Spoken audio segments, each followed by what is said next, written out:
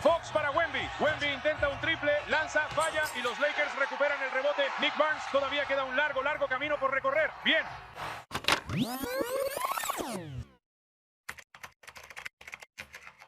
Avery Johnson para tomar la delantera, sí, Avery Johnson la clava desde la línea de fondo y los Spurs han recuperado la ventaja.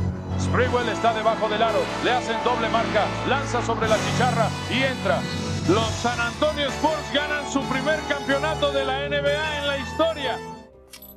Era el 25 de junio de 1999. Los Knicks perdieron el juego 5 en su propia cancha por un solo punto, mientras los San Antonio Spurs celebraban su primer campeonato en la historia de su franquicia. Para los Knicks era el final de la era de Patrick Ewing. De hecho, Ewing se lesionó antes de las finales y ni siquiera pudo jugar. Toda esta era comenzó en 1985 cuando fue seleccionado con la primera elección y dio inicio a un periodo de 15 años. Eso incluyó 4 apariciones en las finales de conferencia, 2 apariciones en las finales y 5 años diferentes perdiendo contra Michael Jordan y los Chicago Bulls. De cualquier manera, fue una época muy exitosa y todo lo que podían haber esperado de una primera selección. Bueno, todo excepto el campeonato. Los Knicks anhelaban algo más. La última vez que ganaron el título fue en 1973 y 26 años después, en 1999, perdieron su oportunidad. Otra vez. Pero nadie sabía que el periodo más sombrío de la franquicia de los Knicks aún estaba por venir. Aquí está Latrell Sprewell. Sí, Latrell Sprewell. Y Jaren Jackson le comete falta.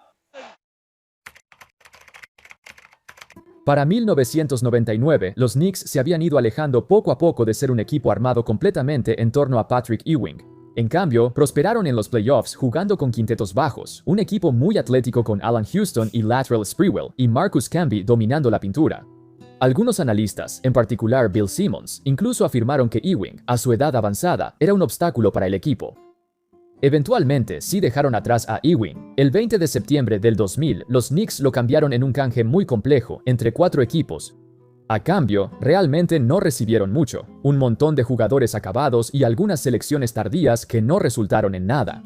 Era una clara indicación del valor disminuido de Ewing en ese momento, pero tenían algo más que les daba ilusión. El dúo de Sprewell y Houston ambos fueron seleccionados al Juego de Estrellas y llegaron a los playoffs como el cuarto sembrado. 48 victorias nada mal. Aunque ya no eran contendientes obvios, en el fondo pensaban, bueno, este es básicamente el mismo grupo principal que llegó a las finales no hace mucho, así que, ¿qué les impide volver a llegar ahí? Incluso aseguraron a Sprewell y Houston con contratos de 5 y 6 años respectivamente, así que el objetivo era claro, construir alrededor de estos dos y esperar lo mejor. Desafortunadamente, su primera aparición en los playoffs en la era posterior a Ewing fue una bofetada en la cara. 5 en el reloj de posesión. Aquí está Carter sobre Houston. Carter está muy activo ahora, buscando sus tiros. Fueron eliminados por un equipo de los Raptors liderado por un joven prometedor Vince Carter, y después de esta derrota se inició una nueva racha con 9 años consecutivos de temporadas perdedoras. Hubo un par de cosas que salieron mal en esta reconstrucción. Por un lado, su equipo cambió muy rápido en poco tiempo. Encontraron el éxito en los años 90 siendo un equipo rudo, fuerte y físicamente dominante. Pero para cuando esa saga terminó, se quedaron con jugadores que eran la antítesis de esa identidad. Un equipo de baja estatura con solo un jugador que medía más de 2 metros con 8 centímetros, Marcus Camby. Esto era muy malo, especialmente durante una época llena de jugadores altos que eran lo mejor de lo mejor. En segundo lugar, no tenían una verdadera superestrella en quien apoyarse. Esa racha de Cenicienta en 1999 probablemente fue más un equipo que superó las expectativas, no uno que estuviera construido para el éxito sostenido. Pero en tercer lugar, y lo más importante, Scott Layden, el gerente general de los Knicks de 1998 a 2003, tenía una reputación horrible en Nueva York, y todo comenzó con acusaciones de que prefería conseguir jugadores con los que tenía una relación personal. En particular, Scott Layden adquirió a 2 jugadores, Howard Eisley y Shandon Anderson, a quienes conocía desde sus días en Utah. Luego fue el absolutamente horrible traspaso de Marcus Camby. En este intercambio, Scott Layden regaló a Marcus Camby y la 7ª selección del draft de 2002 a cambio de un Antonio McDyess lesionado. McDyess fue una vez la 2ª selección general, pero todavía se estaba recuperando de 2 horribles lesiones de rodilla y básicamente se perdió 2 temporadas completas. Todo giró en torno a Antonio McDyess jugando al final del último cuarto en un partido de pretemporada, cayendo por lo que podría ser una lesión que terminaría con su temporada. Rótula rota. Incluso después de recuperarse, solo jugó 18 partidos con los Knicks antes de que se dieran cuenta de que ya no podía jugar. Por otro lado, Marcus Camby se convirtió en el defensor del año y varias veces integró el mejor quinteto defensivo en Denver. ¿Y esa séptima selección? Bueno, se convirtió en Nene, un jugador sólido durante muchos años. Quizás la peor decisión que Scott Layden tomó fue darle a Allan Houston una extensión de 6 años por $100 millones. Esta era una cantidad absurda de dinero en ese entonces, porque los $100 millones normalmente estaban reservados para superestrellas, no para alguien como Allan Houston. La directiva de los Knicks se estaba dando cuenta poco a poco de que Scott Layden arruinó todo, y bajo una enorme presión de los aficionados, lo despidieron en 2003. El 22 de diciembre de 2003, para ser exactos. Fue el mejor regalo de Navidad para los aficionados de los Knicks en todas partes. Pero ¿recuerdas que al principio del video dije que el periodo más oscuro del baloncesto de los Knicks aún estaba por venir? ¿Adivina qué? No me refería a Scott Layden. Me refería al tipo que lo reemplazó. La decisión de traer a Isaiah Thomas generó dudas de inmediato. Algunos solo estaban felices de que se deshicieron de Scott Layden. Pero en una época en la que había mucha presión de los aficionados para dejar de perder y volver a los playoffs, contratar a Thomas, un tipo sin experiencia como gerente general, quizá no fue la mejor decisión. Sin embargo, Thomas era un hombre que siempre tenía un gusto por lo extravagante, muy en la línea de su carrera como jugador. Así que de inmediato irrumpió en la escena y empezó a hacer movimientos. Un mes después de ser contratado, Thomas deshizo el horrible intercambio de Antonio McDyess. Se deshizo de McDyess, junto con un montón de jugadores de la era de Scott Layden, y juntó todo esto para conseguir a Stephon Marbury. Inicialmente, este intercambio fue recibido con optimismo. Marbury era el chico de casa, después de todo, un nativo de Nueva York que además era un All-Star de 25 años acercándose a su mejor momento.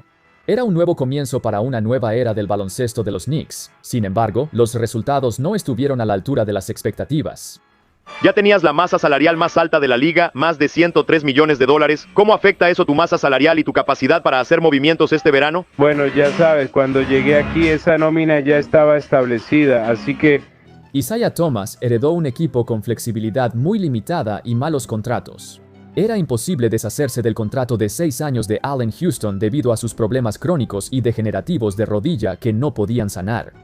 De hecho, se retiró antes de que su contrato siquiera expirara. Todo esto era un gran lastre que Isaiah Thomas heredó, pero esa es la única excusa que le daré. Lo que siguió fue una serie de decisiones confusas, donde todo lo que hacía no tenía sentido. Cada jugador que firmó era el peor encaje posible, y para empeorar las cosas, entregó todos sus activos. 2 selecciones de primera ronda futuras por un gordo Eddie Curry. Esas selecciones se convirtieron en LaMarcus Aldridge y Joakim Noah, ambos futuros All-Stars. También firmó a Jerome James y Jared Jeffries, ambos con contratos de 5 años por $30 millones. Esos son, ya sabes, bastante razonables para jugadores de rol. Pero Jerome James era un jugador de banca que casi no jugaba. Jared Jeffries jugaba mucho, pero el 90% del tiempo solo hacía cardio, el 7 pies más inútil que he visto en mi vida. Thomas también hizo un intercambio para conseguir a Jamal Crawford. No era tan malo, pero juntar a 2 jugadores de perímetro dominantes con el balón y sin defensa dio como resultado un perímetro de 2 conos de tráfico. Y cuando decimos dominantes con el balón, ni siquiera hablamos de un nivel promedio de dominio. Estos tipos se pasaban toda la posesión botando el balón durante 20 segundos. Era una locura. Cada movimiento, cada decisión que tomó Thomas era mala o realmente no hacía ninguna diferencia. Movía a los jugadores de rol, seguía intentando conseguir veteranos acabados para tratar de darles un impulso, pero seguían siendo un equipo de lotería. Sin embargo, lo único rescatable fue cuando sorprendentemente convenció a todos en la junta directiva de los Knicks de elegir a David Lee con la selección número 30 del draft de 2005. Fue por mucho el mayor robo de toda la generación. Y considerando que fue únicamente su decisión a pesar de la oposición de todos los demás, Thomas merece el crédito que le corresponde.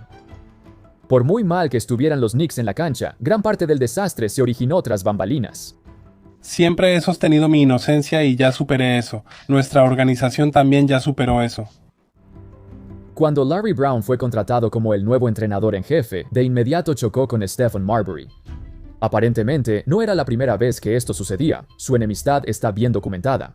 Y no fue decisión de Thomas contratar a Brown, fue de James Dolan. Pero incluso antes de esto, Marbury y Brown tenían una larga historia que comenzó en los Juegos Olímpicos de 2004.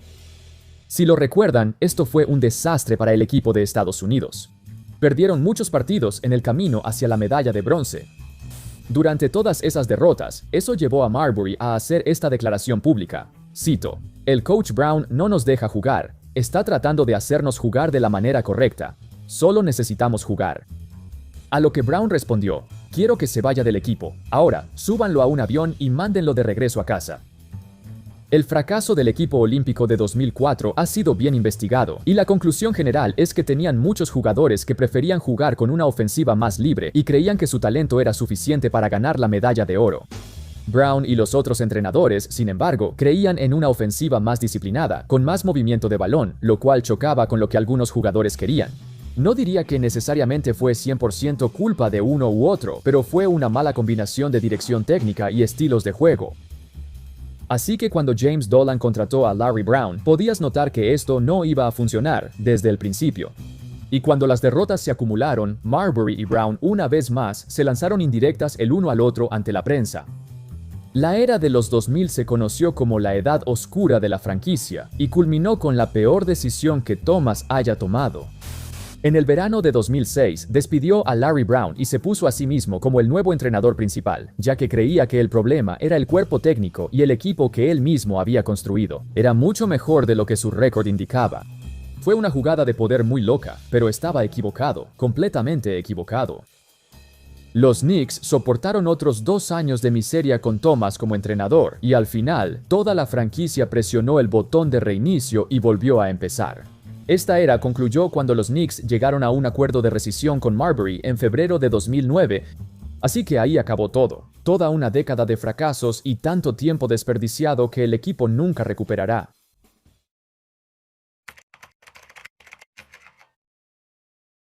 Sí, los Knicks están de vuelta, ya sabes, definitivamente es genial ser parte de una gran organización. El 8 de julio de 2010, los New York Knicks firmaron al habitual All-Star de los Phoenix Suns, Amar'e Stoudemire. Él era la mayor estrella que habían firmado en la agencia libre en décadas, no solo desde una perspectiva de talento, sino que él mismo tenía mucho que demostrar. Stoudemire había sido uno de los mejores hombres grandes de la liga durante mucho tiempo, pero siempre vivió bajo la sombra de Steve Nash. A pesar de ser el líder anotador de su equipo, no se le veía como una verdadera primera opción, ni como un jugador que pudiera liderar una franquicia. Por eso vino a Nueva York, para demostrar que sí puede. Eso y, ya sabes, el dinero y la fama. Pero les estaba demostrando a los que dudaban que estaban equivocados, al menos por un tiempo. Los primeros meses de Stoudemire fueron como un sueño lúcido. El tipo se catapultó a la conversación por el MVP, rompió el récord de la franquicia de los Knicks por más juegos consecutivos con 30 puntos. Lideró al equipo a una racha temprana de 8 victorias consecutivas. Estuvieron a 2 décimas de segundo de una racha de 9 victorias, con el triple ganador de Stoudemire contra los Celtics llegando un poco tarde, 4 décimas de segundo, abajo por 2. Stoudemire para ganar. Cuando... ¡Y cuenta! Cuando más importa. Si este tiro hubiera contado, el MSG se habría vuelto loco. La llegada de Stoudemire fue más de lo que jamás habían esperado. Lamentablemente, con el paso de los meses, el equipo ganaba algunos partidos, pero no era constante. No podían mantener un alto nivel de juego, y un equipo liderado solo por Stoudemire no era apto para ser un verdadero contendiente a los playoffs, lo cual se agravó aún más por sus lesiones en los años siguientes. Por eso, a mitad de la temporada 2010-2011, hicieron un traspaso bomba para adquirir a Carmelo Anthony. Fue un intercambio que parecía innecesario porque Melo estaba a punto de convertirse en agente libre sin restricciones y fácilmente podría haber firmado en el verano. Pero debido al inminente cierre patronal, nadie estaba seguro de si eso afectaría negativamente el valor de los contratos. En cambio, Melo forzó su llegada a Nueva York lo antes posible. Así que Denver obtuvo una gran ventaja en las negociaciones. Adquirieron a 3 de los titulares de los Knicks, básicamente destruyendo su profundidad. Así que, incluso con Melo en el equipo, todavía no tenían ni la menor apariencia de un plantel de campeonato. La dupla de Melo y Stoudemire nunca pudo funcionar. No es solo porque son 2 de los peores defensores en el deporte, sino que ninguno de los dos destacaba como pasador tampoco. así que tomó un tiempo antes de que se dieran cuenta de que uno de ellos tenía que hacerse a un lado. Ese sería Stoudemire. Aquí tienes un resumen de toda la saga de Melo. En 7 temporadas en Nueva York, llegaron a los playoffs 3 veces. 2 de ellas fueron eliminaciones en la primera ronda y una fue una eliminación en la segunda ronda. A pesar de la plantilla llena de estrellas, el momento más memorable de este periodo ni siquiera fue Melo. 5, 4. Lin para ganar. La metió. Linsanity. En 2012, en lo que parecía un año perdido para los Knicks debido a todas las lesiones, un joven jugador desconocido irrumpió en la escena y se convirtió en un fenómeno nacional. De la noche a la mañana, pasó de ser un don nadie a la mayor maravilla del baloncesto, con el apoyo de la afición más apasionada de la NBA. No se trataba solo de la emoción, el equipo realmente lo necesitaba. Estaban perdiendo un montón de partidos hasta que Lin apareció de la nada para llevarlos a una racha de 7 victorias consecutivas, y eso fue suficiente para revivir sus esperanzas de llegar a los playoffs. Aquí tienes un dato curioso. En sus primeros 3 partidos como titular, Lin anotó 89 puntos. Hasta el día de hoy, eso sigue siendo la mayor cantidad de puntos de cualquier jugador en sus primeros 3 partidos como titular desde la fusión de la NBA y la ABA en 1976. La Linsanity duró poco, pero los Knicks tenían otras cosas de las que preocuparse. Con las lesiones de Stoudemire, su contrato de $100 millones se volvió una carga muy pesada. Eso limitó gravemente su capacidad para mejorar la plantilla. 2013 fue el mejor año de la era de Melo, ganaron 54 partidos. Melo incluso le quitó un voto de MVP a LeBron James, evitando que fuera el primer MVP unánime de la historia. Me pareció gracioso cuando pasó, pero viéndolo en retrospectiva, la gente tenía razón en molestarse. LeBron definitivamente debió haber sido MVP unánime. Incluso con el éxito, fue de corta duración. Eso es lo que pasa cuando toda la columna vertebral de tu equipo está sostenida por un montón de veteranos. La sostenibilidad de una plantilla como esta no existía, así que después de perder en la segunda ronda, los Knicks volvieron a empezar desde cero. Y cuando digo empezar desde cero, me refiero a que estaban planeando puras tonterías. Por alguna razón, los Knicks querían a Andrea Bargnani con tantas ganas, el fracaso más infame de Toronto. Entregaron a 3 jugadores y 3 selecciones para conseguirlo. Al menos obtuvimos algo genial de eso, un comentario legendario de Clyde. Rebote ofensivo Chandler para Bargnani. ¿Qué está haciendo? ¿Qué está haciendo, amigos? ¿Por qué lanzaría el balón? ¿Por qué? En la última etapa de Melo, después de esa eliminación en la segunda ronda, los Knicks no volvieron a llegar a los playoffs hasta su salida. En mi opinión, todos podemos decir que esta fue la segunda edad oscura, porque los Knicks hicieron un montón de intercambios y selecciones en el draft fallidas con Phil Jackson en la directiva. Es como si el fantasma de Isaiah Thomas todavía los estuviera atormentando. Entre la larga lista de errores de Phil Jackson, se incluye haber firmado a Joakim Noah después de una lesión con un contrato enorme y casi no jugó. Noah era muy bueno en Chicago, pero firmarlo después de una lesión tan catastrófica fue una mala decisión. También eligió a Frank Ntilikina en el draft antes que a Donovan Mitchell. Tal vez esto fue una bendición disfrazada. Si hubieran elegido a Mitchell, no creo que jamás hubieran conseguido a Jalen Brunson. Pero, entre todos los errores de Jackson, el peor de todos fue su primera decisión como gerente general. Cuando se unió al equipo en marzo de 2014, su primera prioridad fue negociar un nuevo contrato con Melo. Era por 5 años y 124 millones, pero no era el dinero el problema, era la cláusula de no traspaso además de eso. Esta cláusula de no traspaso arruinó cualquier oportunidad que los Knicks tuvieran de tener poder de negociación para sacar un buen traspaso, porque Melo solo elegiría renunciar a ella para ir a un equipo al que él quisiera ir. Eso le salió caro, porque años después, él eligió a OKC como el destino al que quería ir, y los Knicks no recibieron prácticamente nada a cambio. Sé que él ya estaba en declive en ese momento, pero aún así pudieron haber conseguido más si hubieran tenido la opción de enviarlo a otro equipo. Sin embargo, hubo un tipo que sí le dio algo de esperanza a la franquicia.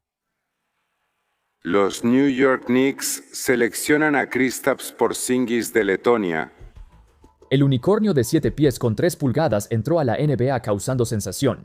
A pesar de todos los abucheos en la noche del draft, Porzingis realmente parecía estar en camino de convertirse en el jugador franquicia. Fue seleccionado al equipo All-Star en su tercera temporada, pero una rotura de ligamento cruzado anterior terminó con esa temporada y, al final, con su tiempo en Nueva York. Durante la rehabilitación, hubo mucha tensión de fondo entre él y Phil Jackson, ya que Porzingis ignoró sus intentos de acercarse. Fue un conflicto de estilos de juego lo que los dividió, con Phil Jackson intentando implementar la ofensiva del triángulo, que le dio 11 campeonatos con los Bulls y los Lakers. Pero los jugadores querían un enfoque más moderno, una ofensiva más rápida para aprovechar una plantilla mucho más joven. Francamente, la ofensiva del triángulo necesita el personal adecuado para ejecutarla, y los Knicks no tenían a los jugadores correctos. No había forma de salvar esta relación, y pronto tanto Jackson como Porzingis se fueron del equipo, lo que indica una vez más otro desastre de reconstrucción. Y el día que KD y Kyrie se fueron a Brooklyn, el mismo día que incluso Jimmy Butler se fue a Miami, los New York Knicks anunciaron que tenemos a Julius Randle y a Bobby Portis. Cuando Julius Randle firmó con los Knicks en el verano de 2019, realmente no hubo mucho alboroto. Los aficionados de los Knicks ya lo han visto todo, así que la reacción inicial fue más como, Dios, otro estrella que no pasa el balón, con visión de túnel y mala defensa. El equipo pasó 20 años con estrellas que tenían los mismos problemas y parecía que iban a cometer el mismo error otra vez. Cuando Steve Mills, Scott Perry y más tarde Leon Rose se unieron a la directiva de los Knicks, el cambio fue inmediato. Con tantos años de fracasos, la franquicia había llegado a un nivel de desesperación y se dio cuenta de que todos sus errores empezaban desde arriba hacia abajo. Necesitaban una dinámica fuerte entre el presidente, el gerente general y el cuerpo técnico primero, antes de enfocarse en los problemas con la plantilla.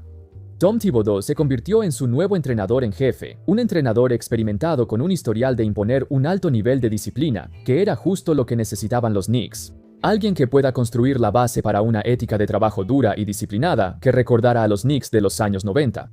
Eso era lo que buscaban, y Tibbs era un gran entrenador para eso.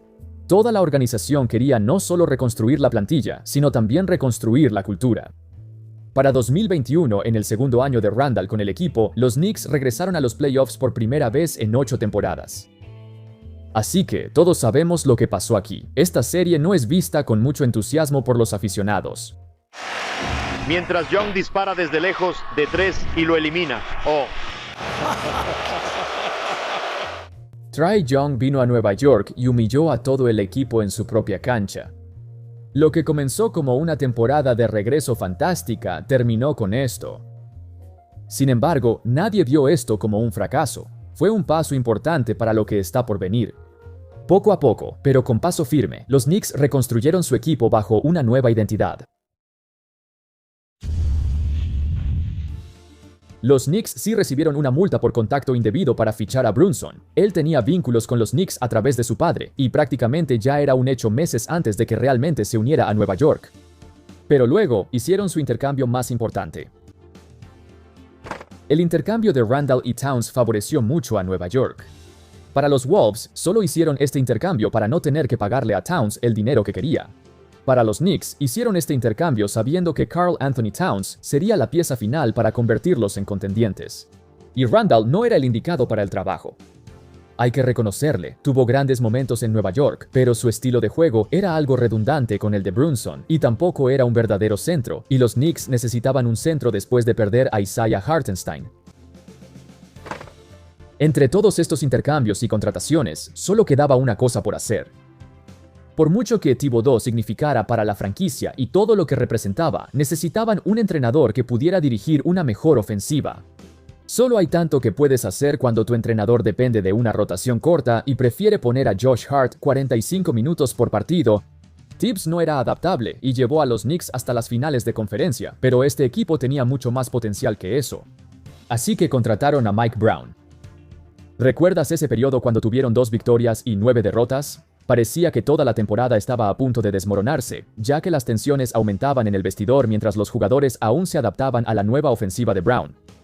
Towns estaba al frente de eso, su papel como anotador se redujo y eso al principio lo molestó. Durante este par de semanas tan tumultuosas, lo único en lo que puedo pensar es, no, otra vez no. Ya hemos visto esto antes, los jugadores no se entienden con el nuevo entrenador, las derrotas se acumulan y la temporada termina en un desastre. De verdad pensé que esto no tenía remedio porque lo hemos visto pasar tantas veces en los últimos 30 años. Pero no esta vez. Este es un equipo diferente a cualquier cosa que los Knicks hayan tenido en mucho tiempo, y esta nueva resiliencia se mostró completamente en los playoffs de 2026, perdiendo 2-1 contra los Atlanta Hawks en la primera ronda, en una serie que debería ser pan comido para los Knicks. Afrontaron la adversidad y respondieron con 13 victorias consecutivas. Esa fue la segunda racha ganadora más larga en la historia de los playoffs, solo detrás de los Warriors de 2017. No se trata solo de ganar, sino de cómo estaban ganando. En muchos partidos perdían por 10 puntos o más o incluso entre 20 y 30 puntos y aún así lograban regresar. No hubo nada más legendario que la remontada de 29 puntos en el cuarto partido contra San Antonio, un récord de las finales. En este punto estaba claro, los Knicks de Nueva York de 2026 eran el equipo del destino. Vamos, Ananodi con el rebote. Se acabó.